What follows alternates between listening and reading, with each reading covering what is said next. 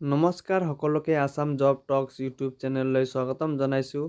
আজি আমি আসাম পুলিচৰ সাব ইন্সপেক্টৰৰ ৰিটেন এক্সামৰ নোটিছটোৰ বিষয়ে আলোচনা কৰিম। নোটিছটোত 144 post of sub inspector UB in Assam police, 51 post of sub inspector AB for Assam commando battalion, 7 post of sub inspector of police communication in APRO, লগতে 1 post of assistant deputy controller.